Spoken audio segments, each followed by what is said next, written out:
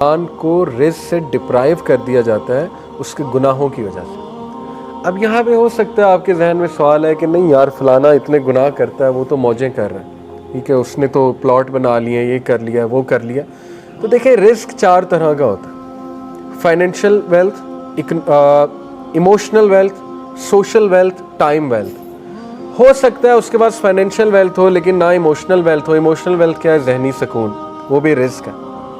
गिना, ठीक है, दिल में एक सेटिस्फेक्शन।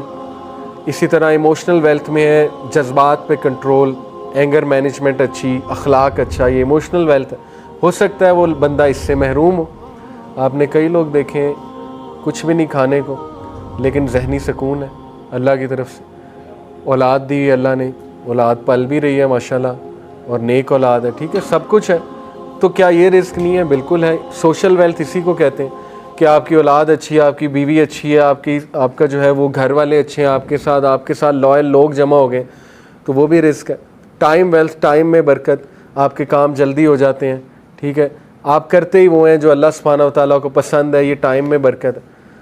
तो जब हम गुनाहों में पड़ते हैं तो ये हमारा रिस्क डिप्राइव होता है, टाइम से बरकत उठ जाती है, टेंशनें बढ़ जाती हैं, ठीक है, टाइम मैनेजमेंट वीक हो जाती है। नंबर 2, आप देखें ना गुनाहों में वक्त कितना ज़ाया होता है। अल्लाह माफ़ करे, अगर एक गुनाह आदत बन चुकी है, 4-4 घंटे 3-3 घंटे लोग उसमें पड़े रहते हैं, ठीक है, और वो ज़ाया हो रहा है वक्त। सोचें कितना वक्त हम जवानी का ज़ाया कर देते हैं, ठीक है, इन चीज़ों में। अल्लाह माफ़ करे। तो उससे निकलना है, अपने आप को मोटिवेट करना है। फिर आप देखें सोशल वेल्थ, हमारे साथ लोग ही ऐसे आ जाएं जो हमें खाने को तैयार है और बस उनकी नज़र हमारी दौलत पे हो, तो फिर ये कौन सा रिस्क है? इसका मतलब डिप्राइव हो रहा है और गुनाहों की वजह से।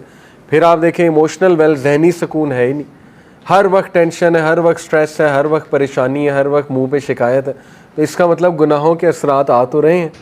तो इसलिए गुनाहों के असरात रिस्क की तंगी से आते हैं, ठीक है। रिस्क कभी अल्लाह बढ़ा के देता है, कभी घटा के देता है। ओवरऑल रिस्क तो लिखा हुआ है लेकिन ये अल्लाह की डिस्ट्रीब्यूशन है। अल्लाह अपने बंदों को चेक करने के लिए कभी ज़्यादा दे देता है उस क्वांटिटी में से, कभी कम कर देता है। जब वो दोबारा इस्तिग़फ़ार करते हैं फिर बढ़ा देता है, ठीक है। ये अल्लाह बादशाह है, अल्लाह जैसे चाहे कर सकता है। नंबर 3, अल्लाह और बंदे में एक ला ताल्लुकी, सेंस ऑफ एलिनेशन, जो बहुत बड़ी पनिशमेंट है, अल्लाह माफ़। बल्कि सबसे सीरियस बात है ये, जब आप अल्लाह से दूर हो जाएं और एक डिस्टेंस फील करें और एलोन फील करें।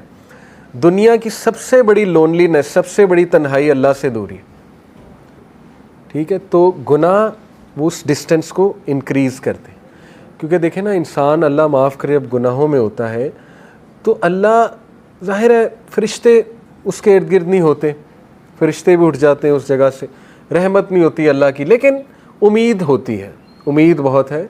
अल्लाह गुनाहगारों को ही माफ़ करते हैं, ऑब्वियस सी बात है। अल्लाह ज़रूर होते हैं बंदे की तरफ मोहब्बत से देख भी रहे होते हैं, चाहते हैं बंदा निकल आए और बंदा जो है मुझसे दुआ करे, मुझे पुकारे, लेकिन गुनाहों की वजह से आहिस्ता आहिस्ता ये रिलेशन वीक होता जाता है। वीकनेस यहाँ तक आ जाती है कि एक बंदा ना मायूस हो जाता है, कहता है यार क्या अल्लाह से मदद मांगूँ, मैं तो बहुत ही एक्स्ट्रा कर चुका हूँ, काम इसराफ़ कर चुका हूँ गुनाहों के, अब क्या मैंने अल्लाह से बात करनी, ठीक है। तो फिर बंदा गिव अप कर देता है, गिव अप करके वो मज़ीद गुनाहों की तरफ चला जाता है।